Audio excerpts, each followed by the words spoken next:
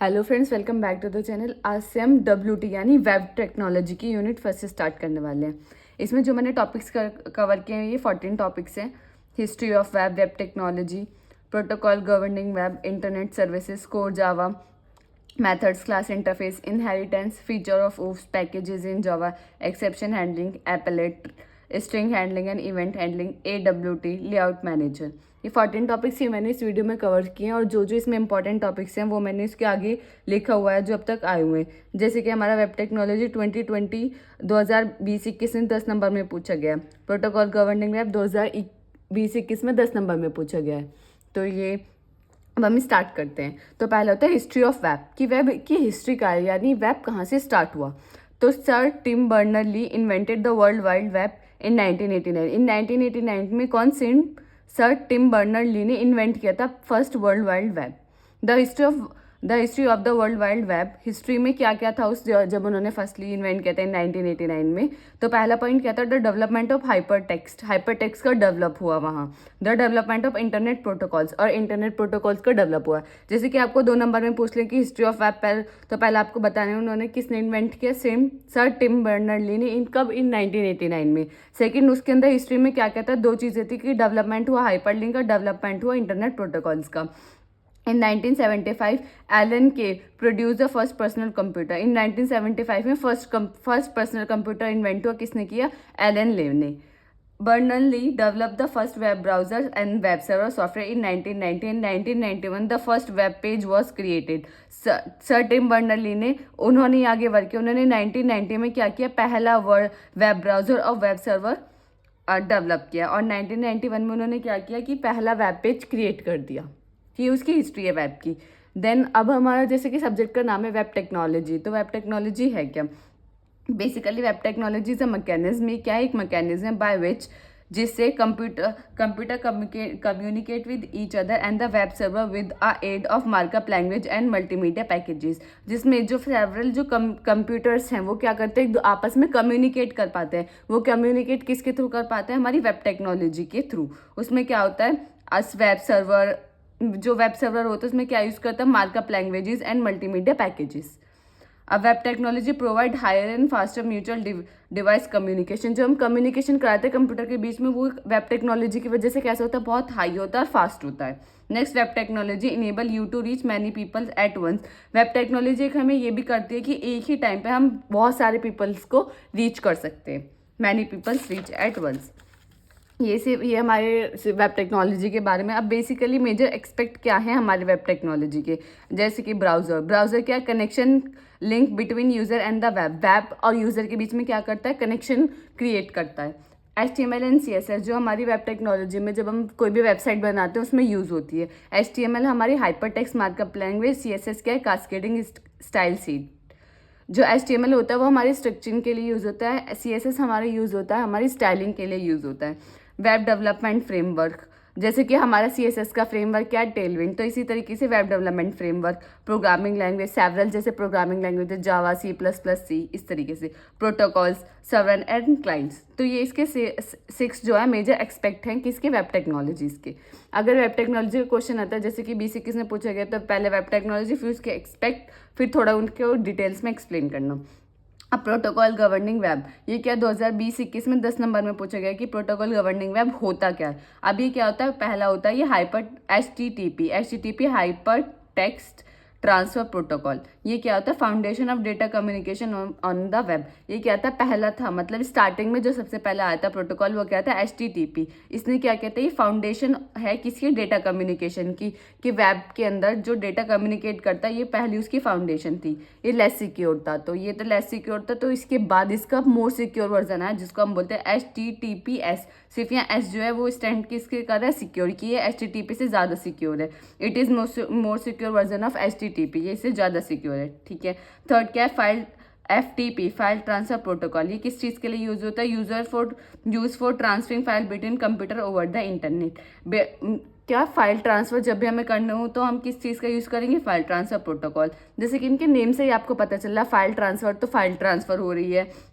Simple, जैसे इसमें simple mail transfer, तो मेल ट्रांसफ़र हो रही है। किसके लिए यूज़ हो रहा है, SMTP simple mail transfer protocol use for sending mails over internet. Post office protocol मतलब use for retrieving email from the mail server, mail server से हम क्या करते हैं इसमें रिट्रीव करते हैं, क्या करते हैं मेल को। इंटरनेट मैसेज एक्सेस प्रोटोकॉल, ये किस चीज़ के लिए use for retrieving and managing email messages, ये मैसेजेस और ईमेल्स को क्या करता है, ये मैनेज करता है। तो ये जो तो मैंने आपको थोड़ा थोड़ा इसमें बता दिया। अगर ये 10 नंबर में आता है तो पहले आप इनको थोड़ा डायग्राम बना के आएंगे कि प्रोटोकॉल ये हमारे 1 to 6 टाइप्स के ये होता है, फिर मैं थोड़ा इन्हें डिटेल्स में बता देंगे। अब नेक्स्ट है हमारा वेब टेक्नोलॉजी प्रोसेसेस और वेब टेक्नोलॉजी के फेजेस। आखिर उसके फेज हैं क्या, कि कोई भी हम डेवलप कर रहे हैं वेब को तो उसके फेजेस क्या है या उसका प्रोसेसेस क्या है। तो ये 2 नंबर में 21-22 में पूछा गया। अब 2 नंबर में आएगा तो सिंपल आपको सिर्फ ये बताना है कि पहला एनालिसिस फेज होता है, स्पेसिफिकेशन एंड बिल्डिंग, फिर डिज़ाइन डेवलपमेंट, फिर कंटेंट राइटिंग, फिर कोडिंग, टेस्टिंग और मेंटेनेंस। अब बेसिकली आप कुछ भी चीज़ डेवलप करेंगे तो पहला आपको फेज उसका होता है क्या है, मेनली एनालाइज करना कि हमारी क्या क्या रिक्वायरमेंट्स है, हमें क्या क्या चाहिए उसको डेवलप करने के लिए। तो उसमें हम स्टार्टिंग में तो एनालाइज ही करते कि हाँ हमें ये चाहिए, तो वो होता है हमारा एनालाइजिंग फेज।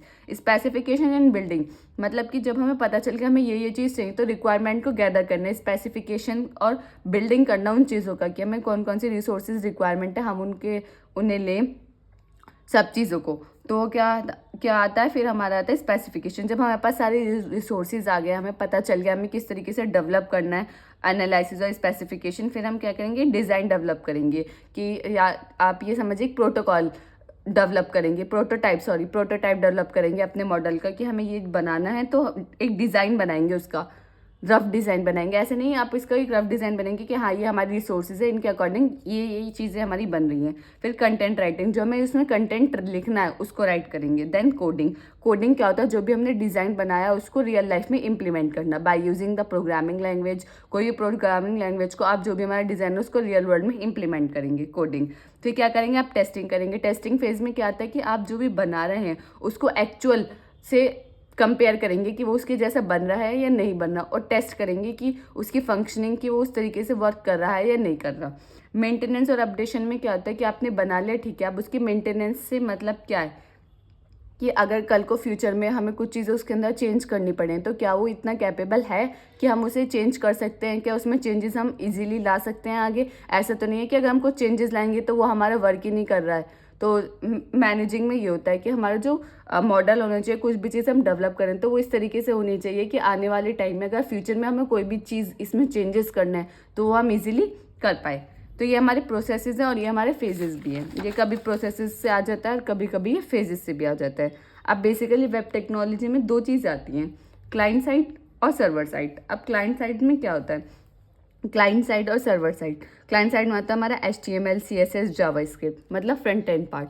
जैसे कि मैं आपको क्लाइंट साइड और सर्वर साइड का एग्जांपल बताती हूँ। आप फ्लिपकार्ट पे जाएंगे, आप वहाँ से कोई चीज़ सर्च बार आता है, आप सर्च पे वहाँ सर्च करेंगे मुझे टी शर्ट चाहिए, तो आप टी शर्ट सर्च करेंगे। अब आपने बाय पे जो बाय का बटन आता है आपने उस पर क्लिक किया कि ये मुझे चाहिए। अब ये सब क्या है, ये सब चल रहा है हमारा क्लाइंट साइड पे कि हमने बाय किया। अब ऐसे थोड़ी कि आपने अगर 10 चीज़ें खरीदी हैं तो आपने तुरंत बाय किया तो वो तुरंत ही ऐड हो गया, सब चीज़ हो गई। तो वो जो उसका जो पीछे का काम चल रहा है, बैकएंड का काम चल रहा है, वो हमारा क्या रहता है सर्वर साइड। और जो हम खुद से कर रहे हैं, हम सर्च कर रहे हैं, हम बाय नाउ कर रहे हैं, हम पेमेंट करें, ये सब किस चीज़ में आता है, ये हमारा आता है क्लाइंट साइड टेक्नोलॉजीज़ में।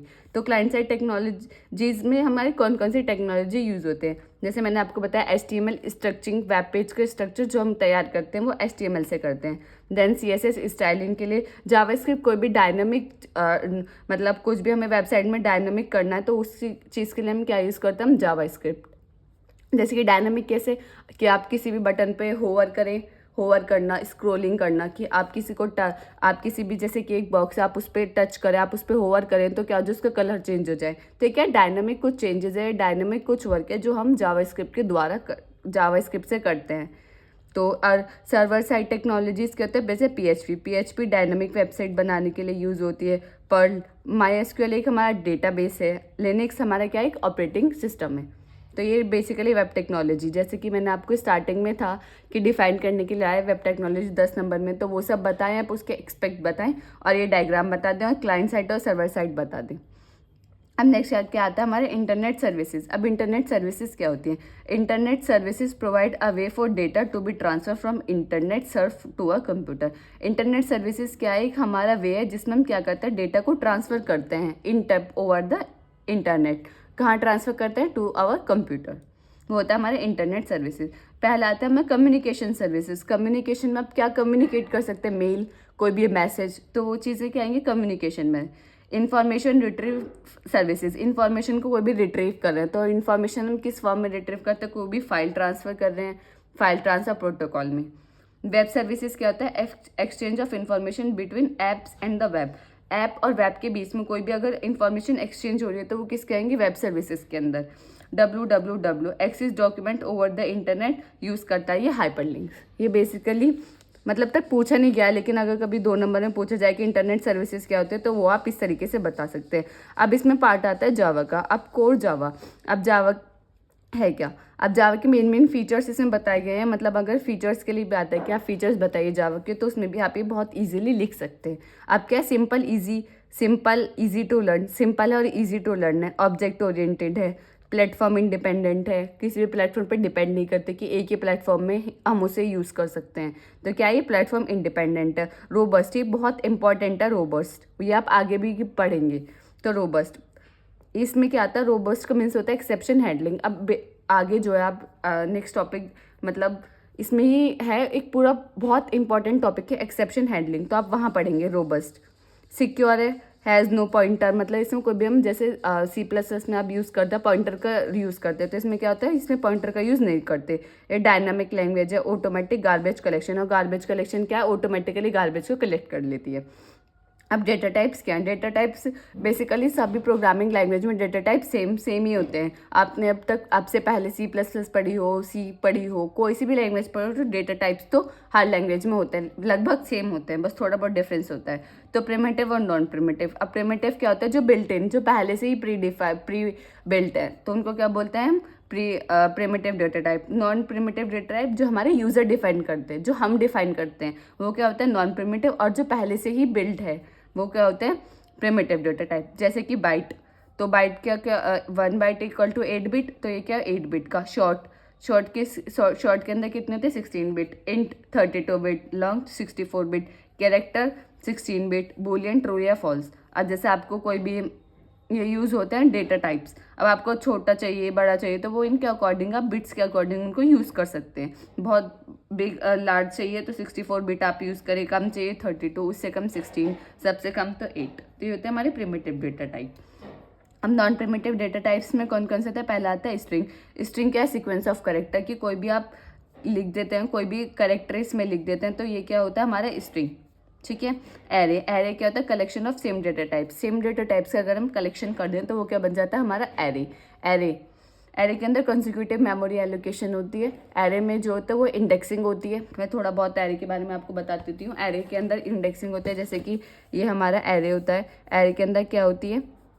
इंडेक्सिंग होती है। 0 से स्टार्ट होती है, 0 1 2 3 4 इस तरीके से होती है। कभी भी इसमें नेगेटिव इंडेक्सिंग नहीं होती, 1 -2 इस तरीके से कभी इंडेक्सिंग नहीं होगी। इसमें क्या होता है? सेम डेटा टाइप से हम यूज़ करेंगे। अगर इंटीजर यूज़ करें तो इंटीजर ही यूज़ करेंगे, 4 5, तो ठीक है सेम डेटा। और कंसेक्यूटिव मेमोरी एलोकेशन होती है। तो ये हमारा एरे के बारे में। क्लास क्या होता है? क्लास हमारा ब्लूप्रिंट होती है ऑब्जेक्ट का। ऑब्जेक्ट का क्या होती है? ब्लूप्रिंट होती है। अब जैसे मैं ऑब्जेक्ट और क्लास की एग्जांपल लूँ, जैसे कि हमारी एक क्लास है एनिमल, उसके अंदर बहुत सारे ऑब्जेक्ट्स आ सकते हैं। ठीक है। एनिमल्स के अंदर क्या क्या आ सकते हैं? कोई भी एनिमल आ सकता है, dog, cat, monkey, elephant, tiger, सब एनिमल हैं। तो क्या होगा? वो एक क्लास है और वो इनके ऑब्जेक्ट्स हैं। इंटरफेस क्या होता है? Collection of abstract method. Interface क्या होता है? ये कलेक्शन होता है एब्स्ट्रैक्ट मेथड्स का। अब नेक्स्ट टॉपिक आता है ऑपरेटर्स इन जावा। अब ये ऑपरेटर्स भी ज़्यादातर प्रोग्रामिंग लैंग्वेज में सब सेम होते हैं। तो ऑपरेटर्स क्या होता है? ये it is a symbol that usually represent an action process. ये हमारे क्या होते हैं? किसी भी एक्शन को परफॉर्म करने के लिए यूज़ होते हैं। This symbol were adapted from the mathematical and logical. ये कहाँ से आई है? कुछ मैथमेटिकल और लॉजिकल से है। जैसे unary operator, plus minus, simple, आपको कोई चीज़ A+B, तो इसमें क्या आता है? Unary operator. A++ A-, जैसे हम अपने प्रोग्रामिंग लैंग्वेज देखी होगी तो ऐसे लिखते हैं A++ A-, ++A। ये प्री और पोस्ट का तो अलग कॉन्सेप्ट है। तो ये क्या होते हैं? हमारे यूनरी ऑपरेटर। अर्थमेटिक ऑपरेटर हो जैसे A+B C-D, तो ये क्या हमारे arithmetic operator, plus minus multiply divide. Shift operator क्या है? कि A को शिफ्ट कर दो, लेफ्ट शिफ्ट, राइट शिफ्ट कर दो। तो शिफ्ट ऑपरेटर में क्या होता है, हम शिफ्ट करते हैं, लेफ्ट शिफ्ट होती है, राइट शिफ्ट होती है। रिलेशनल ऑपरेटर हमारा कंपैरिजन के लिए यूज होता है कि क्या ए इक्वल इक्वल बी है तो ये हमारी कंडीशन होगी। रिलेशनल ऑपरेटर इस तरीके से होते हैं। नेक्स्ट आता है हमारा टर्नरी ऑपरेटर। टर्नरी ऑपरेटर का क्या होता है, सिंटेक्स पहले कंडीशन लिखी जाएगी, फिर या तो केस 1 होगा या केस 2 होगा। जैसे कि हम कोई भी एग्जांपल ले लें, इफ़ ए ग्रेटर देन 12 तो केस 1 चलेगा। यहाँ कोई भी केस मान लेंगे कि ट्रू फॉल्स, कि ऐसा है तो ये चलेगा।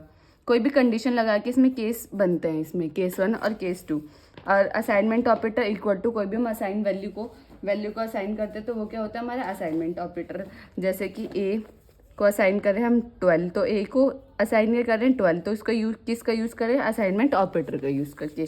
अब बिटवाइज ऑपरेटर क्या होते हैं, और एंड और एक्सॉर, 3 ही होते हैं। अब ये 7 हमारे क्या है, ऑपरेटर्स हैं जावा में। अब एरे इन जावा, अब हमारा नेक्स्ट टॉपिक है एरेज इन जावा। अब एरे क्या होता है हमारे जावा में, an array is an array in Java is a data structure. Array क्या है, एक डेटा स्ट्रक्चर जो हमारा यूज़ होता है किसी भी वैल्यूज़ को स्टोर करने के लिए। लेकिन वो वैल्यूज़ कैसी होनी चाहिए, सेम डेटा टाइप की होनी चाहिए। लाइक जैसे मैंने ये एग्जाम्पल के लिया है तो ये सब इंटीजर है तो सेम डेटा टाइप है। इसमें ऐसे नहीं कि हम कुछ करेक्टर ऐड कर देंगे या कुछ भी नहीं, सिर्फ सेम डेटा टाइप्स की होनी चाहिए। तो वो क्या होता है हमारा एरे। ठीक है, एरे में जो होता है each value identify by an index. हर वैल्यू को हम किससे आइडेंटिफाई कर सकते हैं, उसके इंडेक्स से। ये 0 1 2 3 ये क्या है, इसके इंडेक्सिंग नेगेटिव। इंडेक्सिंग कभी भी नेगेटिव नहीं होती, और इंडेक्सिंग कहाँ से स्टार्ट होती है, ऑलवेज 0 से। ठीक है, अब इसका जो हमारी सिंटेक्स है वो क्या है, पहले हमें इसका बताना होता है डेटा टाइप। जैसे डेटा टाइप आप इंटीजर, ये क्या है हमारा इंटीजर। फिर क्या बताएंगे, एरे का नेम कुछ भी रख दें आप, मैंने क्या रखा, my array is equals to. फिर हम क्या करेंगे, न्यू कीवर्ड का यूज़ करेंगे। फिर डेटा टाइप क्या है हमारा इंटीजर। फिर क्या बताएंगे, एरे का साइज क्या है इसमें 4। अब बिल्कुल सिंपल है, इंटीजर ऐसे ही माई एरे। अब इसमें क्या बताएंगे, माई एरे में क्या बताएंगे, उसका साइज, उसके बता देंगे कि इसमें कौन कौन सी वैल्यू स्टोर है। तो वो क्या है 1 2 3 4।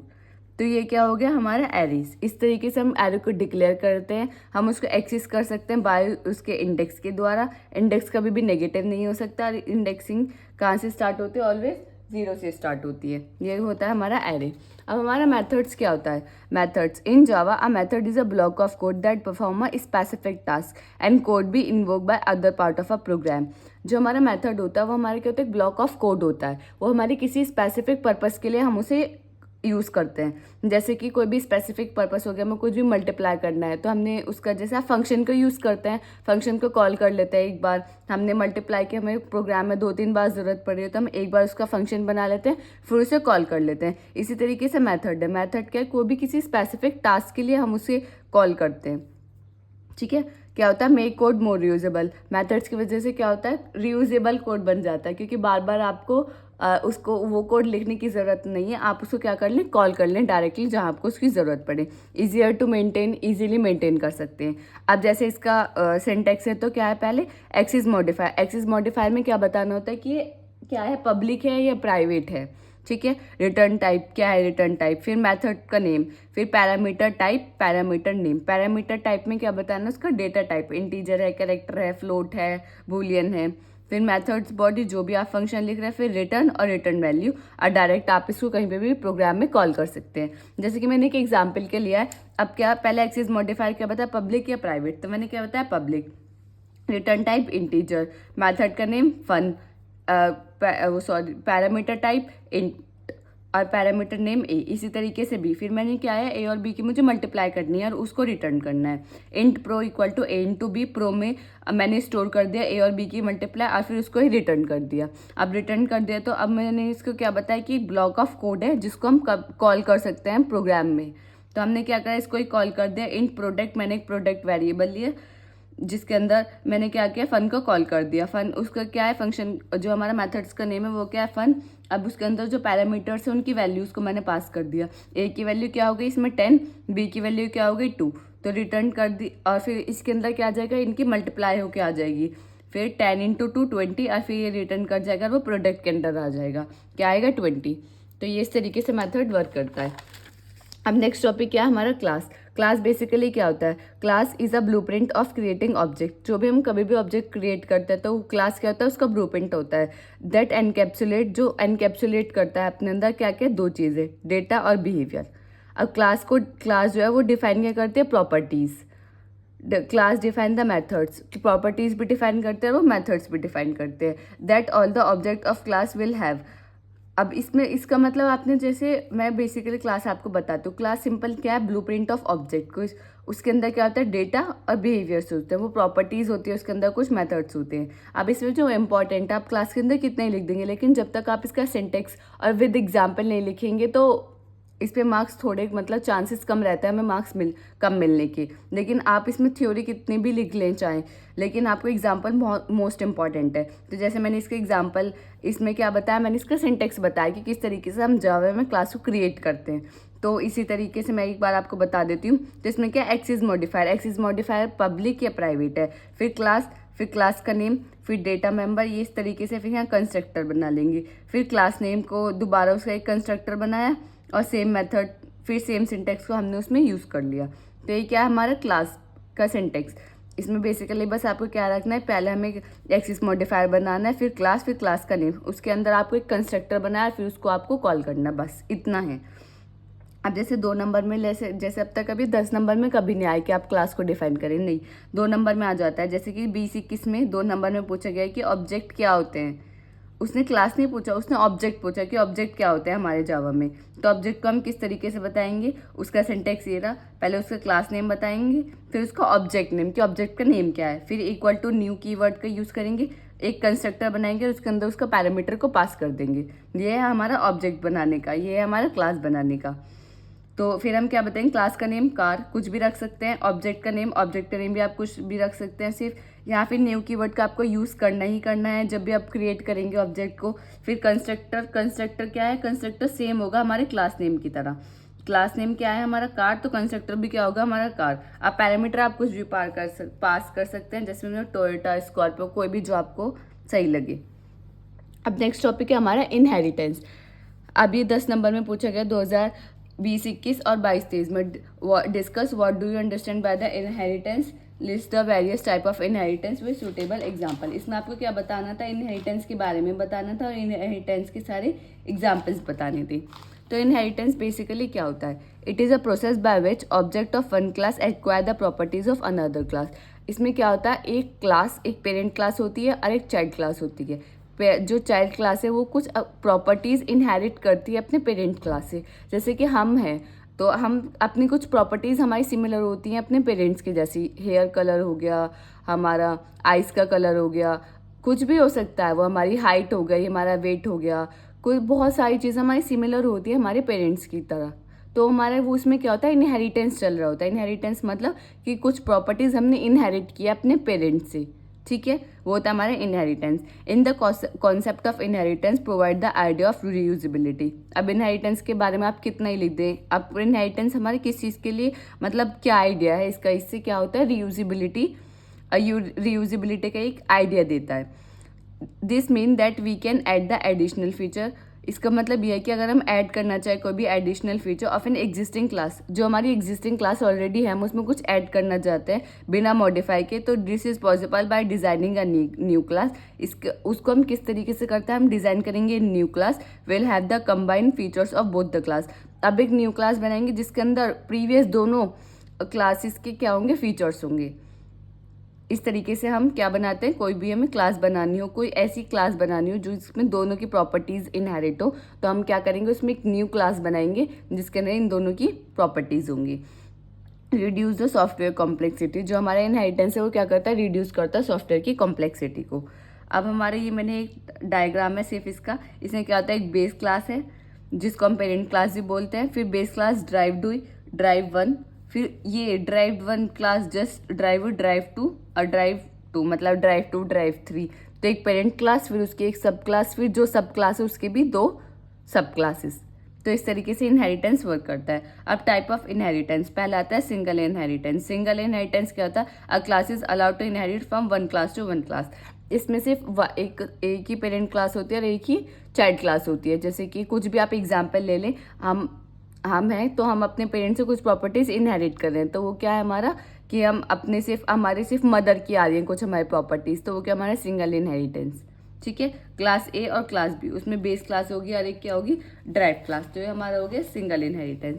फिर नेक्स्ट आता है हमारा multi level inheritance. Multi level inheritance में क्या होता है, एक लेवल वाइज होता है, जैसे कि एक पेरेंट हो गए, फिर उनके चाइल्ड हो गए, फिर चाइल्ड के ग्रांड चाइल्ड हो गए। जैसे कि मैंने एग्जांपल के लिए एक फ्रूट है, फ्रूट का एक पेरेंट क्लास है, फिर फ्रूट एक मैंगो भी है, ठीक है कोई बात नहीं, ये पेरेंट क्लास हो गई, ये इसकी चाइल्ड क्लास होगी। अब मैंगो की भी एक चाइल्ड क्लास है अल्फांसो, अल्फांसो क्या एक मैंगो का एक टाइप है, तो ये क्या ये इसकी ग्रांड चाइल्ड क्लास है। तो इस तरीके से मल्टी लेवल इनहेरिटेंस। अब आप इसको थ्योरी में लिख सकते हैं, लेकिन ये डायग्राम और एग्जाम्पल बहुत ज़रूरी है। अब मल्टीपल इनहेरिटेंस क्या हमारी दो क्लास से एक क्लास दो पेरेंट क्लास से एक क्लास इनहेरिट कर रही है, क्लास ए है और क्लास बी है, इन दोनों से इनहेरिट करके क्या बन रही है क्लास सी बन रही है। जैसे मैंने एग्जाम्पल के लिए क्या लिया, टाइगर और लायन को मिलाकर इनहेरिट करके क्या बना लाइगर। ये रियलिटी, ये मतलब है, ये एग्जाम्पल रियल एग्जाम्पल है कि एक टाइगर होता है और एक लॉयन होता है। अगर हम वो दोनों कंबाइन होकर वो दोनों की लाइगर जो है उसमें टाइगर की भी प्रॉपर्टीज और लॉयन की भी प्रॉपर्टीज होती है। ठीक है, नेक्स्ट आता है हमारा हिरारिकल इनहेरिटेंस। हिरारिकल इनहेरिटेंस नाम से पता चला जिसमें हिरारिकी हो। तो जिस तरीके जैसे कि एक कार है, तो कार एक स्कॉर्पियो भी है और एक फॉर्च्यूनर भी है, तो ये क्या है कि एक हायरार्की है कि पहले कार है उसके अंदर स्कॉर्पियो फिर फॉर्च्यूनर। अब स्कॉर्पियो के अंदर भी काफ़ी सारी आ सकती हैं और फॉर्च्यूनर के अंदर भी काफ़ी सारी आ सकती हैं। अब नेक्स्ट आता है हमारा हाइब्रिड। हाइब्रिड क्या है, जैसे कि आपको दिख रहा है, हाइब्रिड का मतलब है जो कॉम्बिनेशन होता है हाइब्रिड में, जिसके अंदर एक से ज़्यादा इनहेरिटेंस का हम यूज़ करते हैं। इस तो वो क्या होता है हमारा हाइब्रिड, कॉम्बिनेशन ऑफ 2 और मोर इनहेरिटेंस। जब हम 2 से ज़्यादा इनहेरिटेंस को कंबाइन करते हैं एक साथ, तो वो क्या बनता है हमारा हाइब्रिड इनहेरिटेंस। तो ये सब हमारे इनहेरिटेंस के बारे में, तब आप ये थ्योरी लिख दें, हम ये सारे टाइप्स को अच्छे से एक्सप्लेन कर दें। और मैंने एक एग्जाम्पल के लिए बता दिया कि हम किस तरीके से इनहेरिटेंस को यूज़ करते हैं। जैसे कि हमें क्या बनाता हूँ ना, पहले हमें एक पेरेंट क्लास बनानी है, पेरेंट क्लास तो बनानी होगी जिससे हमारी इनहेरिट करेंगी क्लासेस। तो पहले क्या हमने बनाया क्लास, हमने क्लास के बनाई एनिमल, फिर स्ट्रिंग नेम कुछ भी उसका नेम देख सकते हैं, फिर हमने इसमें एक कंस्ट्रक्टर बनाया कि वॉइड ईट। ठीक है, अब हमने ड्राइव क्लास बनाई, एनिमल हमारी पेरेंट क्लास हो गई, उसमें हमने क्या बताया उसका नाम बताया और एक कंस्ट्रक्टर बना दिया कि वॉइड ईट। ठीक है, अब हमने क्या बनाया एक ड्राइव क्लास बनाई कि एनिमल के अंदर क्या बना क्लास डॉग। अब डॉग तो है ही, लेकिन हमें इनहेरिट करने के लिए हम जावा में क्या यूज़ करते हैं, एक्सटेंड वर्ड का यूज़ करते हैं किसी भी क्लास को इनहेरिट करने के लिए। इसका मतलब क्या है, एक्सटेंड्स एनिमल। इसका मतलब जो हमारी डॉग क्लास है वो किससे इनहेरिट कर रही है, अपनी पेरेंट क्लास से, जिसका नाम क्या है एनिमल। अब उसके अंदर हम कुछ भी लिख सकते हैं, हमने इसके अंदर स्ट्रिंग नेम लिखा, इसमें स्ट्रिंग उसकी ब्रीड आ गया, फिर कंस्ट्रक्टर आ गया, फिर वही इसमें कंस्ट्रक्टर वॉइड इट था, वॉइड बार्क था। ठीक है, एक पेरेंट क्लास, उससे इनहेरिट करी हमने क्या एक चाइल्ड क्लास, किसका यूज़ करके, एक्सटेंड वर्ड का यूज़ करके। ठीक है, अब हमने क्या बनाया, अब मेन फंक्शन बनाया हमने, मेन के अंदर क्या बनाया एनिमल A1, एनिमल के एक न्यू ऑब्जेक्ट बनाया और उसके जो कंस्ट्रक्टर है उसको कॉल कर दिया कि A1 डॉट ईट, D1 डॉट ईट, D1 डॉट बार्क। D1 भी, अब हमारा D1 जो है वो किसका ऑब्जेक्ट है, डॉग का, लेकिन वो किस फंक्शन को हम कॉल कर रहे हैं, हम कंस्ट्रक्टर को उसके ईट वाले कंस्ट्रक्टर को अभी हम यूज़ कर पा रहे हैं डॉग क्लास में। तो ये क्या है इनहेरिटेंस हो रही है। ठीक है, ये एक इनहेरिटेंस के एग्जाम्पल आप दे सकते हैं। आप पहले इनहेरिटेंस के बारे में बता दें, फिर एक डायग्राम बना दें, फिर उसके टाइप बता दें, टाइप का हर का डायग्राम बना दें, फिर उसके बाद ये एग्जाम्पल दे दें। तो आपको अगर ये 10 नंबर का क्वेश्चन है तो 10 नंबर मिल जाएंगे ईजिली। अब नेक्स्ट टॉपिक क्या आता है हमारे, अभी जो फीचर्स ऑफ ऊप्स है वो मैंने आपको स्टार्टिंग में ही बता दिए थे, तो ये आप वहाँ से देख लें। अब इस नेक्स्ट क्वेश्चन है हमारा, discuss the packages in diagram Java, discuss how to create a user defined package in Java with a suitable example. अब पैकेजेस क्या होते हैं हमारे जावा के अंदर वो हमें बताने थे। ये 10 नंबर में 22-23 में हमारा 10 नंबर का क्वेश्चन है। अब पैकेजेस हमारे होते क्या है, अब packages is a mechanism to encapsulate a group of classes, interface and sub packages. Packages क्या, अब आपको पैकेज, अब बेसिकली पैकेज हम किसको कहते हैं, जिसमें बहुत सारी चीज़ें हम कलेक्ट कर लेते हैं, वो हमारा एक पैकेज बन जाता है। इसी तरीके से पैकेज भी सिंपल इसमें यही है कि एक मैकेनिज्म है जिसमें हम क्या करते हैं, एनकैप्सुलेट करते हैं ग्रुप ऑफ क्लासेस को। ग्रुप ऑफ क्लासेस को क्या करते हैं, एक साथ उनका एक ग्रुप बना लेते हैं, तो वो क्या हो जाता है, हमारा एक पैकेज बन जाता है। इंटरफेस एंड सब क्लासेस, इसके अंदर क्या होता है, इंटरफेसेस होते हैं, सब क्लासेस होती हैं, ठीक है। अब पैकेज हम किस तरीके से बनाएंगे, पैकेज जिसके अंदर जिनकी सेम फंक्शनैलिटी होगी उनको एक साथ करके उनका एक पैकेज बना सकते हैं। एक हम जिनकी सेम कैटेगरी होगी हम उनको एक साथ ग्रुपिंग करके उनका एक पैकेज बना सकते हैं। तो सिंपल है पैकेज, आप जिस मतलब जो वर्ड से आप समझ पा रहे हैं वही पैकेज होता है।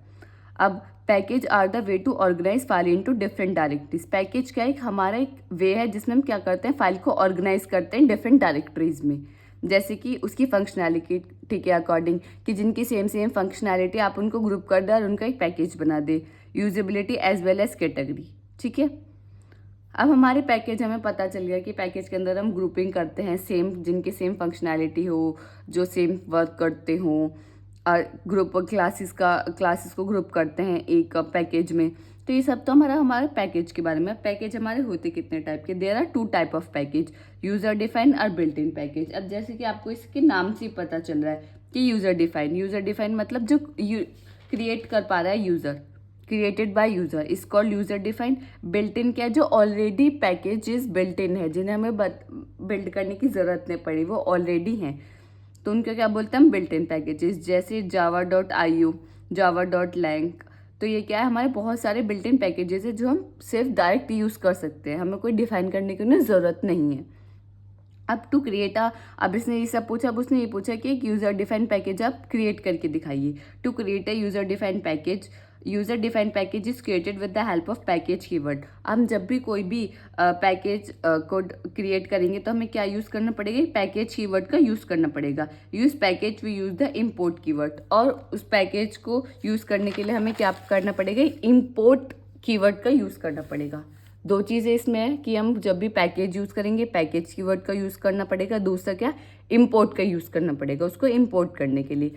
अब जैसे हमने एक एग्जाम्पल के लेके एक demo.java बनाया हमने, ठीक है।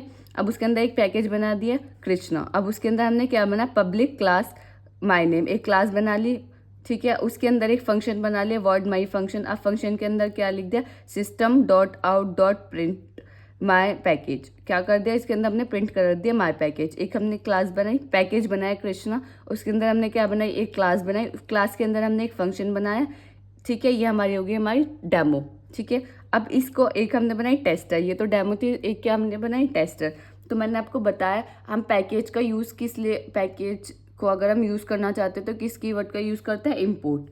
इम्पोर्ट किसको कर रहे हैं आप, इम्पोर्ट जो आपकी, जिससे आप इम्पोर्ट, जिस पैकेज को आप इम्पोर्ट करना चाहते हो उस पैकेज के नाम से किसको इम्पोर्ट करना चाहते हैं, पैकेज का नाम क्या है, कृष्णा डॉट किसको क्या, हाँ मतलब उस पैकेज का नाम क्या है, demo dot demo, import Krishna dot demo. इस तरीके से आप करेंगे, यूज़ करेंगे पैकेजेस को, इम्पोर्ट कीवर्ड का यूज़ करके फिर पैकेज का नाम, फिर आपने जो उस टोटल पैकेज का मतलब किया, जैसे हमने demo.java, आप कुछ भी रख सकते हैं। अगर आप इसका नाम test.java रखते हो तो आपको यहाँ लिखना .test, कि आपको कृष्णा का नाम का पैकेज चाहिए, कहाँ से चाहिए, डेमो से चाहिए, ठीक है।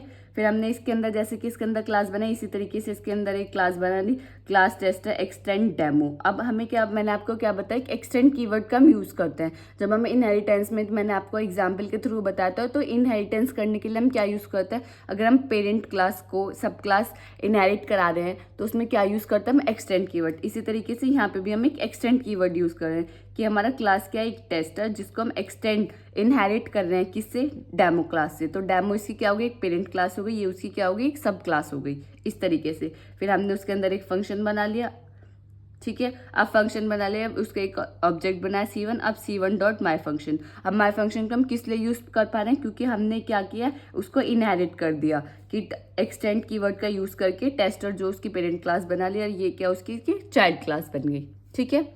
आई होप ये आपको एग्जाम्पल समझ आया होगा। अब हमने इसको कॉल कर लिया तो आउटपुट क्या आएगा, माई पैकेज, क्योंकि माई फंक्शन में क्या लिखा हुआ है, माई पैकेज, ठीक है। अब हमारा नेक्स्ट आता है इंटरफेस। इंटरफेस अब तक आए नहीं, सिर्फ मैंने आपको ऐसे बता दिया, अगर 1% आ जाए तो लिख दें आप। It define a set of methods, से क्या डिफाइन करता है, set of methods, but does not implement them. हम इसको इम्प्लीमेंट नहीं करते, बस इसको क्या करते हैं, डिफाइन कर देते हैं, इम्प्लीमेंट नहीं करते, उसको बोलते हैं इंटरफेस। जैसे पब्लिक इंटरफेस ड्रॉवेबल, वॉइड ड्रॉ। अब वॉइड ड्रॉ हमने क्या इसको इम्प्लीमेंट किया, नहीं, सिर्फ इसको डिफाइन कर दो तो इसका एक एग्जाम्पल है इंटरफेस का। इंटरफेस क्या होता है? सिर्फ जिसको हम डिफाइन कर लेते हैं लेकिन हम यूज़ मतलब इम्प्लीमेंट नहीं करते। अब नेक्स्ट आता है what are exception handling in Java, explain the keyword try, catch, throw with an suitable example. ये 2000 काफ़ी इंपॉर्टेंट क्वेश्चन है। 20, 21, 21, 22, 22, 23 पिछले 3 साल से लगातार 10 नंबर में क्वेश्चन पूछा जा रहा है कि आप एक्सेप्शनल हैंडलिंग से क्या समझते हैं। तो एक्सेप्शन हैंडलिंग है क्या? An exception is a unwanted और अनएक्सपेक्टेड इवेंट। अब एक्सेप्शंस क्या होते हैं? एक्सेप्शंस तो वही होते हैं जो मतलब बहुत रेयरली होते हैं। तो ये क्या है? जावा में एक्सेप्शंस का मतलब क्या है? जो अनवांटेड और अनएक्सपेक्टेड इवेंट होते हैं। अनवांटेड और अनएक्सपेक्टेड इवेंट को हम क्या बोलते हैं? Exceptions, which occur during the execution of a program. वो कब अकर होते हैं? कब होते हैं? जब हम प्रोग्राम किसी प्रोग्राम को एग्जीक्यूट करते होते हैं, तो तब क्या होता है? एक्सेप्शंस हमारे अकर्स होते हैं। Dispute the normal flow of a disturb the normal flow of the program. जब कोई भी हमारा क्या आ जाता है, कोई भी एक्सेप्शंस आ गया, तो वो जो भी हमारा प्रोग्राम का फ्लो है तो उसको क्या कर देगा? डिस्टर्ब कर देगा। तो 3 पॉइंट मैंने एक्सेप्शंस के आपको क्या बताया कि एक्सेप्शंस है क्या? हमारा कोई भी अनवांटेड और अनएक्सपेक्टेड इवेंट को हम एक्सेप्शन बोलते हैं, जो कब होता है? हमारा जब हम प्रोग्राम का एग्जीक्यूशन करते हैं तब होता है। और ये क्या कर देता है? हमारा फ्लो जो होता है हमारे प्रोग्राम का, उसको डिस्टर्ब कर देता है। ये होता है हमारा एक्सेप्शन। अब एक्सेप्शंस है तो एक्सेप्शन को हैंडल करने के लिए भी कुछ ना कुछ होगा।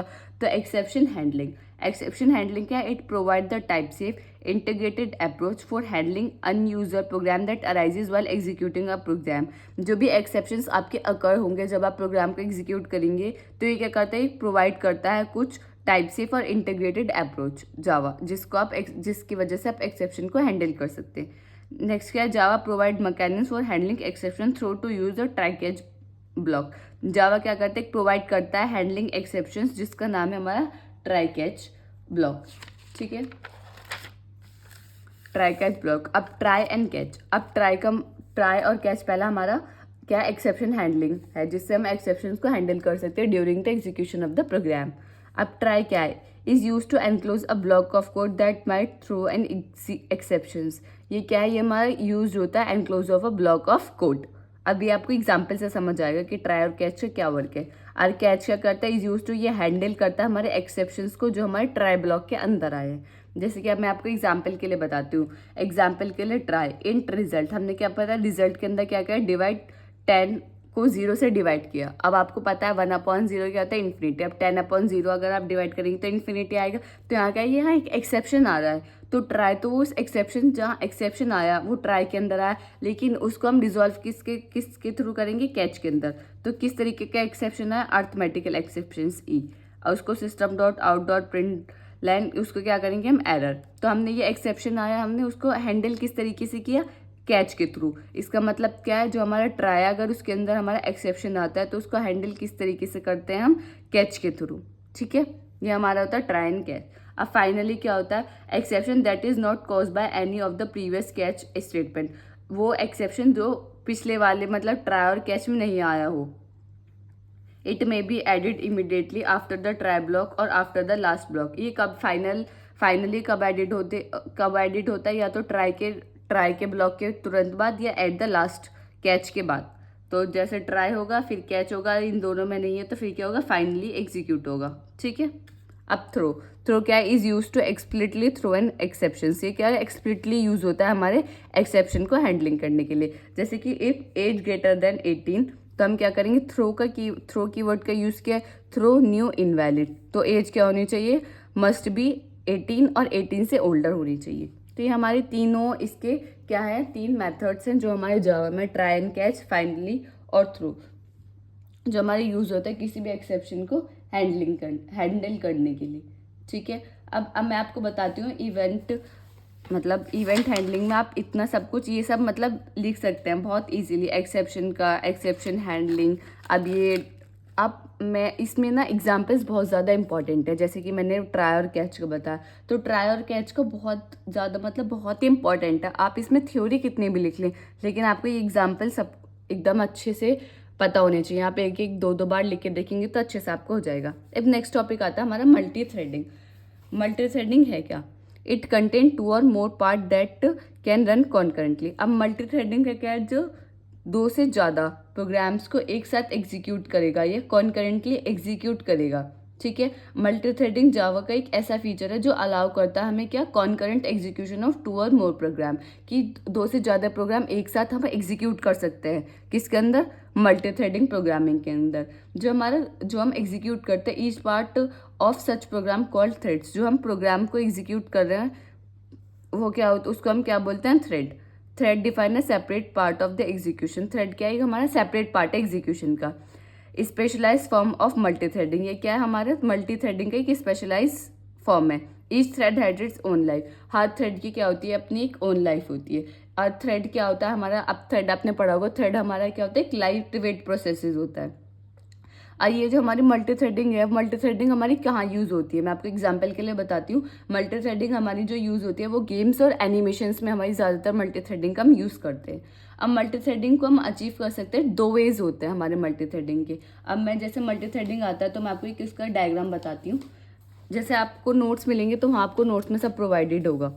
तो मल्टी थ्रेडिंग का क्या है, यहाँ हमारा एक प्रोसेस होता है, प्रोसेस के अंदर काफ़ी सारे थ्रेड्स होते हैं। Thread 1, thread 2, thread 3। तो ये क्या हमारा मल्टी थ्रेडिंग का एक एग्जाम, मतलब मल्टी थ्रेडिंग है तो आप डेफिनेशन लिखिए और ये इसका एक डायग्राम बनाए। अब मैंने क्या बताया, मल्टी थ्रेडिंग को आप अचीव कर सकते हैं 2 वेज से। पहला क्या होता है हमारा प्रोसेस बेस्ड मल्टी थ्रेडिंग, पहली हमारी अप्रोच है प्रोसेस बेस्ड मल्टी थ्रेडिंग। दूसरी हमारी थ्रेड बेस्ड मल्टी थ्रेडिंग। अब हमारा प्रोसेस बेस्ड मल्टी थ्रेडिंग है क्या, बेसिकली अब प्रोसेस बेस्ड के बारे में बात करते हैं। प्रोसेस बेस्ड मल्टी थ्रेडिंग, उसमें जो हर ईच प्रोसेस एलोकेट है स्पेसिफिक मेमोरी एरिया। इसमें जो भी हर एक प्रोसेस होता है उसके पास क्या होता है, एक स्पेसिफिक मेमोरी एरिया होता है। क्या होता है, स्पेसिफिक मतलब सेपरेट मेमोरी। आप ऐसे भी बोल सकते हैं कि हर प्रोसेस के पास क्या होता है, सेपरेट होता है, सेपरेट मेमोरी एरिया होता है। किसके अंदर, प्रोसेस के अंदर। इसमें क्या होता है, एक हैवी वेट होता है, क्योंकि थ्रेड का यूज़ नहीं करे तो ये क्या हो गया हमारा, एक हैवी वेट प्रोसेस हो गया। इसमें जो होती है कॉस्ट होती है, जब हम कम्युनिकेट करते हैं तो यह क्या होती है, कॉस्ट इसकी हाई होती है जब हम कम्युनिकेशन करते हैं। किसके थ्रू, प्रोसेस बेस्ड मल्टी थ्रेडिंग के थ्रू। Switching from one process to another process required more time. अगर हम स्विच कर रहे हैं एक प्रोसेस से, प्रोसेस 1 से प्रोसेस 2 की तरफ अगर हम क्या कर रहे हैं, स्विच कर रहे हैं, तो क्या होगा, ये बहुत रिक्वायर्ड करेगा, बहुत ज़्यादा टाइम इसमें लेगा प्रोसेस बेस्ड मल्टी थ्रेडिंग। तो ये इसके कुछ पॉइंट्स हो गए। अब थ्रेड बेस्ड के बारे में बात करते हैं। थ्रेड बेस्ड क्या है, शेयर्स करता है सेम एड्रेस स्पेस। इसमें क्या होता है, सबका सेपरेट होता है मेमोरी स्पेस, लेकिन इसमें क्या होता है, नहीं, शेयर करता है, ये इसका सबका सेम होता है, ये शेयर करता है मेमोरी स्पेस। ये हैवी वेट होता है। और थ्रेड तो हमें पता ही है, थ्रेड क्या होता है हमारा, लाइट वेट होता है। अब हमारे जैसे इसका अपोजिट है, इसमें कम्युनिकेशन की कॉस्ट क्या लगती है, बहुत हाई लगती है। इसमें कम्युनिकेशन की कॉस्ट क्या लगती है, लो। इसमें क्या होता है, जब हम प्रोसेस से एक स्विच करेंगे प्रोसेस 1 से प्रोसेस 2 की तरफ, तो ये तो बहुत रिक्वायर्ड लेता है, बहुत ज़्यादा टाइम, तो ये क्या लेगा, लेस टाइम लेगा। तो ये हमारे कुछ मेन पॉइंट है मल्टी थ्रेडिंग के। अब मल्टी थ्रेडिंग मैंने आपको काफ़ी अच्छे से समझा दिया, 10 नंबर में आएगा तो आप इसके दोनों अप्रोचेस, उसका डायग्राम काफ़ी अच्छे से बता सकते हैं। अब नेक्स्ट आता है हमारा एप्लेट। 2021-22 में हमारा पूछा गया है 10 नंबर में। अब एप्लेट है क्या, applet is a Java program that can be embedded in a web page. Applet एक जावा प्रोग्राम है जो हमारा क्या करता है, एम्बेडेड करते हैं किसके अंदर, हम एक वेब पेज के अंदर। ये हमारे यूज़ किस लिए होता है, it is use to make website more dynamic. हम इसके लिए एप्लेट का मैं आपको बता रही हूँ, मतलब ये इसमें लिखा नहीं है। तो जो हमारा एप्लेट है वो हमारे किस चीज़ के लिए यूज़ होता है, वेबसाइट को डायनेमिक बनाने के लिए। और ये हमारा कहाँ रन होता है, ये हमारा जो रन होता है, it run inside the web page. Applet हमारा रन होता है वेबसाइट के अंदर, इनसाइड द वेबसाइट, ठीक है। एप्लेट जो हमारा वर्क करता है, तो हमारे जैसे हमने स्टार्टिंग में ही पढ़ा था, मैंने आपको बताया था 2 साइड्स होते हैं, क्लाइंट साइड और सर्वर साइड। जो ना एप्लेट है वो हमारा वर्क करता है हमारे किस पे, क्लाइंट साइड पे, ठीक है। और क्या लिखा हुआ है, ये देखो, ये सब इसमें लिखा हुआ है जो मैंने आपको बताया है। अब एप्लेट की लाइफ साइकिल कभी कभी 2 नंबर में भी आ जाते हैं, 10 नंबर में भी आ जाती है। तो उसकी लाइफ साइकिल क्या है, पहले इनिशियलाइज करना, इनिट मतलब इनिशियलाइज करना, स्टार्ट मतलब स्टार्ट करना, ऑटोमेटिकली कॉल्ड व्हेन इनिट। जब इनिशियलाइज कर देंगे तो स्टार्ट जो ऑटोमेटिकली हो जाएगा। स्टॉप एपलेट को स्टॉप करने के लिए हम स्टॉप का यूज़ करते हैं। डेस्ट्रॉय ब्राउज़र को शट डाउन करने के लिए हम किसका यूज़ करते हैं? डेस्ट्रॉय का। पेंट, जब भी हमें एपलेट को रीपेंट करना हो तो हम उसका क्या यूज़ करते हैं? पेंट। अब मैं आपको कुछ इसके इंपॉर्टेंट पॉइंट्स बताती हूँ। एपलेट जो होता है, applet are sub classes of Java dot applet. अब मैं आपको बताती हूँ, जो हमारा एपलेट होता है, जो हमारे ऑल एपलेट्स जो होती हैं वो हमारी क्या होती हैं? वो हमारी सब क्लासेस होती हैं। सब क्लासेस होती है किसकी? जावा डॉट एपलेट की। ठीक है, जावा डॉट एपलेट की जो एपलेट है ये क्या है? एक सब क्लासेस है। एपलेट जो है, applet are not stand alone program, ये एक नो स्टैंड अलोन प्रोग्राम नहीं है। स्टैंड अलोन प्रोग्राम, इसमें कहता है एग्जीक्यूशन जो होता है हमारा, execution of applet does not begin from the main. अब हमारा कोई भी हम एग्जीक्यूशन करते हैं तो वो हमारा मेन फंक्शन से स्टार्ट होता है, लेकिन जो हमारा एपलेट है, एपलेट का हमारा बिगिन, वो स्टार्ट जो होता है वो हमारा कहाँ से नहीं होता? मेन फंक्शन से नहीं होता। जो हमारा आउटपुट होता है, हमारा आउटपुट जो वो यूज़ करते हैं हम, मतलब उसको आउटपुट को प्रिंट कराने के लिए, तो हम किसका यूज़ करते हैं? सिस्टम डॉट आउट डॉट जिस प्रिंट लाइन। तो हम उसका किस में यूज़ करते हैं? इसलिए मैंने कुछ इंपॉर्टेंट बताया, तीन इंपॉर्टेंट पॉइंट बताया कि जो हमारी एपलेट है वो किसकी सब क्लासेस है? जावा डॉट एपलेट की, और ये कि स्टैंड अलोन प्रोग्राम नहीं है। और कोई भी जब इसका फ्लो ऑफ एग्जीक्यूशन स्टार्ट होता है तो वो हमारे मेन प्रोग्राम से कभी भी स्टार्ट नहीं होता। आइए इसकी लाइफ साइकिल है।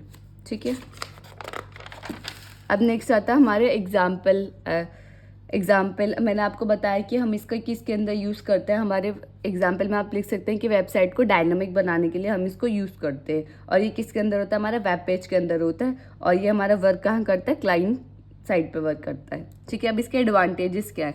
ये प्लेटफॉर्म इंडिपेंडेंट है, रिच यूज़र इंटरफेस है, रीयूजेबिलिटी को इंक्रीज करता है, और हाई सिक्योर है। अब ड्रॉबैक्स क्या है? परफॉर्मेंस इशू, कभी कभी इसमें क्या होता है? परफॉर्मेंस इशू आ जाता है। दूसरा क्या है? ब्राउजर सपोर्ट इसे चाहिए। थर्ड क्या है? Limited functionality. अब इसी क्या है? कुछ लिमिटेड फंक्शनैलिटी है जिसपे ये वर्क करता है, एपलेट। ये सब है हमारे किसके बारे में? एपलेट के बारे में। अब नेक्स्ट क्या होता है? Explain string handling and event handling in Java. अब इवेंट हैंडलिंग और स्ट्रिंग हैंडलिंग क्या है? हमारा 10 नंबर में 21-22 में पूछा गया है। अब स्ट्रिंग हैंडलिंग क्या है? It is a process of performing different operations. ये क्या करता है कि स्ट्रिंग के ऊपर आप डिफरेंट जो ऑपरेशंस अप्लाई करते हैं वही हमारा होता है स्ट्रिंग हैंडलिंग। जैसे कि स्ट्रिंग की लेंथ निकालना, कंपेयर करना, कॉन्कैटिनेट करना। कॉन्कैटिनेट मतलब उनको ज्वाइन करना, कंबाइन करना, किसी को रिप्लेस, किसी भी कैरेक्टर को दूसरे कैरेक्टर से रिप्लेस करना, और कंटेन करना। तो ये क्या है? इसके कुछ ऑपरेशंस है जो हम किस में यूज़ करते हैं? स्ट्रिंग हैंडलिंग में। अब हमारी इवेंट हैंडलिंग क्या होती है? अब इवेंट हैंडलिंग आपको पता चल होगा कि किसी भी इवेंट को हैंडल करने के लिए हम इवेंट हैंडलिंग का यूज़ करते हैं। अब इवेंट हैंडलिंग क्या है? It is a refer to the mechanism by which Java program respond to events such as user actions. ये क्या करते हैं? एक ऐसी मैकेनिज्म है जिसमें जावा प्रोग्राम रेस्पॉन्स करता है इवेंट्स को, जो इवेंट्स यूजर के द्वारा हो रहे हैं। जैसे कि माउस क्लिक, आप माउस क्लिक कर रहे हैं तो वो क्या? कोई इवेंट हो रहा है, तो उस इवेंट हो रहा है तो किसके द्वारा, उसको हैंडल किसके द्वारा कर रहे हैं? इवेंट हैंडलिंग के द्वारा। Event handling can be defined as a changing of the state of an object. ये हम इसे इस तरीके से भी डिफाइन करते हैं कि इवेंट हैंडलिंग क्या है? जब हम कोई भी ऑब्जेक्ट की स्टेट को चेंज करते हैं। ठीक है, बाय परफॉर्मिंग सम एक्शंस। आप वो एक्शंस कुछ भी हो सकता है, वो कुछ भी इवेंट हो सकता है। आप कोई भी एक्शंस परफॉर्म कर रहे हैं जिसकी वजह से क्या हो रहा है? किसी भी ऑब्जेक्ट की स्टेट चेंज हो रही है, तो क्या होता है? हमारे इवेंट हैंडलिंग। वो एक्शंस क्या क्या हो सकता है? वो हमारा बटन क्लिक हो सकता है, कर्सर हो सकता है, कर्सर मूवमेंट हो सकता है, कुछ भी हो सकता है, वो सब इवेंट। ठीक है, आप ये भी लिख सकते हैं, या जो मैंने बताया आप वो भी लिख सकते हैं। जो आपको मतलब ये भी लिख दे वो भी लिख दे, 10 नंबर में आएगा तो ज़्यादा ही लिखे आप। In Java AWT abstract window tool kit, AWT यहाँ पढ़ेंगे हम। AWT and Swing provide libraries for event handling. ये क्या करता है?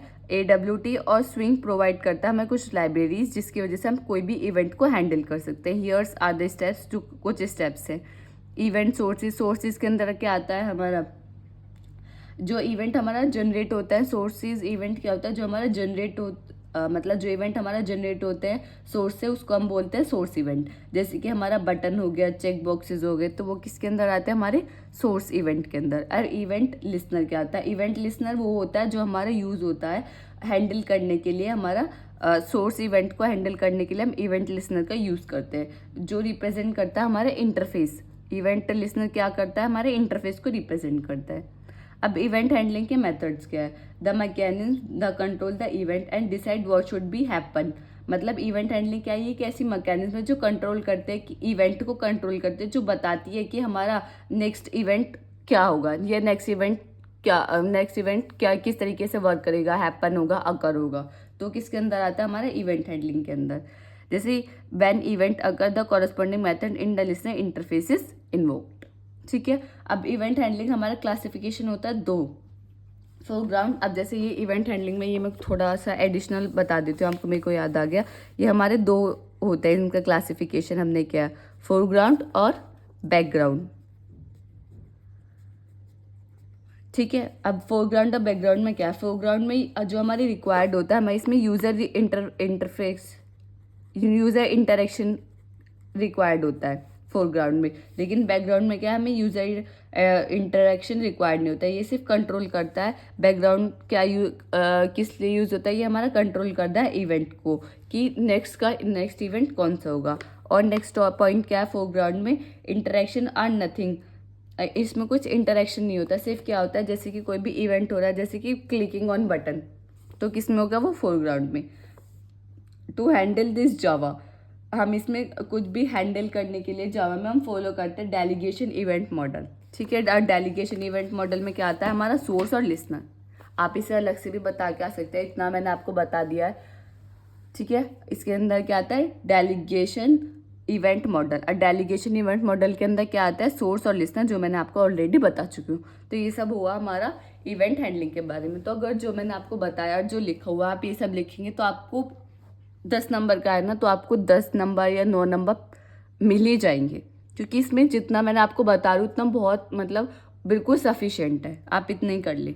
AWT क्या है? AWT वो हमारे 21-22 में 2 नंबर में पूछा गया है कि AWT क्या है। AWT stand for abstract window tool kit. इसकी पहले आप लिखते हैं AWT stand for abstract window tool kit. ये है क्या? AWT is a library. ये क्या है? एक लाइब्रेरी है of a class which provide graphical user interface tools to develop GUI application and applets. AWT हमारा क्या है? एक हमारी लाइब्रेरी है जो हमें प्रोवाइड करती है कि हम ग्राफिकल यूजर इंटरफेस के मतलब GUI के कुछ टूल्स को यूज़ कर सके, जिससे हम GUI एप्लीकेशन को डेवलप कर सके। GUI टूल को यूज़ कर GUI एप्लीकेशंस को डेवलप करना, वो किसके अंदर आता है? हमारा एब्स्ट्रैक्ट विंडो टूल किट के अंदर, या एप्लेट को डेवलप करना। It provide many classes for programmers to use. ये हमें बहुत सारी क्लासेस प्रोवाइड करता है जिससे हम प्रोग्रामर यूज़ कर सकता है। It is a connection between, ये क्या है? हमारे कनेक्शन है किस के बीच में? एप्लीकेशन और नेटिव GUI के बीच में क्या है? ये कनेक्शन प्रोवाइड करता है। java.awt via the import keyword. ये इसका इम्पोर्ट कीवर्ड क्या है? java.awt.*. तो ये क्या है हमारा AWT के बारे में। अब इसके अंदर क्या आता है?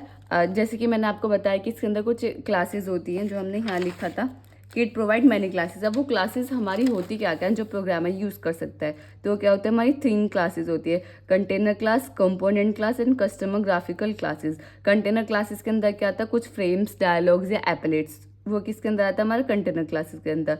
कंपोनेंट क्लासेस के अंदर आता है हमारा text field, button, check box. Customers graphic class के अंदर आता है हमारा कलर, किस तरह का कलर यूज़ करा, उसका फॉन्ट साइज, उसके डायमेंशनल, ये सब इसके अंदर आता है।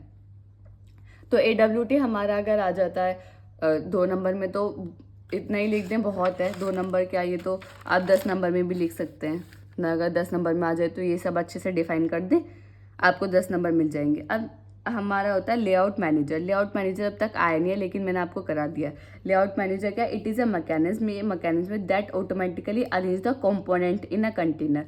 कोई भी कंटेनर के अंदर जो भी कंपोनेंट होती है, ये क्या करता है? एक ऐसी मैकेनिज्म है जो उसे अरेंज करता है automatically according to a specific layout strategy. एक स्ट्रेटेजी होती है, लेआउट स्ट्रेटेजी होती है, उसके अकॉर्डिंग जो कंपोनेंट होते हैं उसको क्या करता है? ऑटोमेटिकली अरेंज करता है। Use to control the size and position of the component. ये हमारा यूज होता है कि जो भी हमारा कंपोनेंट होता है उनकी साइज और पोजीशन को कंट्रोल करने के लिए। लेआउट मैनेजर, इसके बेसिकली 2 वर्क है। क्या करता है? ये हमारा जो भी कंटेनर के अंदर हमारे कंपोनेंट होता है उनको ऑटोमेटिकली अरेंज करता है, उस कोई भी स्पेसिफिक स्ट्रेटेजी के अकॉर्डिंग। ये हमारा यूज होता है, क्या करता है? कंट्रोल करता है क्या? Size and position of the component. अब सेवरल लेआउट मैनेजर्स होते हैं, जैसे फ्लो लेआउट। फ्लो लेआउट किस चीज़ के लिए यूज़ होता है? ये अरेंज करता है सिंगल रो और कॉलम को। फ्लो लेआउट किस चीज़ के लिए यूज़ होता है? हमारा रो और कॉलम को अरेंज करने के लिए। Border layout arrange component in fine region, मतलब ये रीजन बताता है कि हमें north east west north south या सेंटर किस रीजन में हमें करना है, ठीक है। कंपोनेंट को किस रीजन में अरेंज करना है, वो नॉर्थ तो डायरेक्शन मतलब north east west north south या सेंटर, ठीक है। कार्ड लेआउट क्या होता है? Dynamic dialogs. डिक लेआउट क्या अरेंज करता है ग्रिड को like structure. None no layout, तो ये लेआउट क्या हमारे 5 सेवरल लेआउट्स हैं, लेआउट मैनेजर हैं, उनके ये वर्क्स हैं। तो अगर ये कभी 2 नंबर में पूछा जाता है तो आप सिर्फ लेआउट को डिफाइन करते हैं, इसके सेवरल लेआउट मैनेजर्स बताते हैं। 10 नंबर में आता है तो आप इनको ये अच्छे से एक्सप्लेन कर दें। अभी 2 नंबर के क्वेश्चन है जो पूछे गए हैं, JDK versus JRE versus JVM, Java virtual, इन तीनों में डिफरेंसेस पूछा गया। तो आपको ये थोड़ा बहुत मैं बता दूँ 2 नंबर में आपको किस तरीके से लिखना है। जावा डेवलपमेंट किट, JDK मतलब जावा डेवलपमेंट किट, ये क्या होता है? ये डिपेंड करता है बोथ पे। JRE जावा वर्चुअल मशीन में और जावा रन टाइम एनवायरनमेंट में JDK दोनों डिपेंड करता है। जावा वर्चुअल मशीन क्या होता है? ये एक वर्चुअल मशीन है जो एग्जीक्यूट करता है बाइट कोड में। अब बेसिकली मैं आपको जावा वर्चुअल मशीन के बारे में बताती हूँ। जावा वर्चुअल मशीन एक ऐसी मशीन है जो हमारे प्रोग्राम को एग्जीक्यूट करती है। वो जावा प्रोग्राम को तो एग्जीक्यूट करती है, लेकिन अगर अदर प्रोग्रामिंग लैंग्वेज में लिखा हो आता है उस कोड, तो वो उसको कंपाइल करता है किसमें? जावा बाइट कोड में। ये होता है हमारा जावा वर्चुअल मशीन का बेसिकली वर्क। अब क्या होता है जावा रन टाइम एनवायरनमेंट? क्या होता है Java run time environment? Java virtual machine पे क्या करता है? डिपेंड करता है। अब देखो JDK तो इन दोनों पे डिपेंड करता है और JRE JVM पे डिपेंड करता है। JVM किसी पे डिपेंड नहीं करता। तो JVM के बारे में जो मैंने आपको बताया वो आप इसमें लिख दिए। 2 नंबर में आप एक एक डिफरेंस बता देंगे तो बहुत आपको 2 नंबर कंप्लीट मिल जाएंगे। अब इसमें क्या पता है कि कोई भी वेबसाइट अगर आप design, basic elements of a good website design, आपको बेसिक एलिमेंट बताने कि आप कोई भी वेबसाइट डिज़ाइन करते हैं, गुड वेबसाइट डिज़ाइन करनी है तो क्या होता है? ओरिजिनल कंटेंट होना चाहिए। जो आप कंटेंट यूज़ कर रहे हैं वो आपको ओरिजिनल कंटेंट होना चाहिए। इजी टू रीड, ऐसे नहीं आप बहुत कॉम्प्लेक्स वर्ड का यूज़ कर रहे हैं हमें समझ ही नहीं आ रहा है, तो इजी टू रीड होना चाहिए। More click, less scrolling, use of graphics, इसमें स्क्रोलिंग इतनी ज़्यादा ना हो, बहुत लंबा ना हो, कंसाइज हो, ग्राफिक्स का यूज़ करें, मोर क्लिकेबल हो। तो ये सब क्या है? ये बेसिक एलिमेंट्स है। अगर ये 2 नंबर में पूछा गया तो आप इनको थोड़ा थोड़ा डिफाइन कर दें और आपको ये 2 नंबर मिल जाएंगे। आई होप ये यूनिट आपको समझ आई होगी। ये यूनिट फर्स्ट WT की आपको मैंने ज़्यादातर जो इंपॉर्टेंट सारे टॉपिक्स है वो मैंने कवर करा दी हैं। अगर आपको ये वीडियो अच्छी लगी हो तो लाइक कमेंट शेयर करना ना भूलें। अगर आपको नोट्स चाहिए तो आप ज्वाइन कर सकते हैं हमारा Telegram channel. Thank you for watching this video.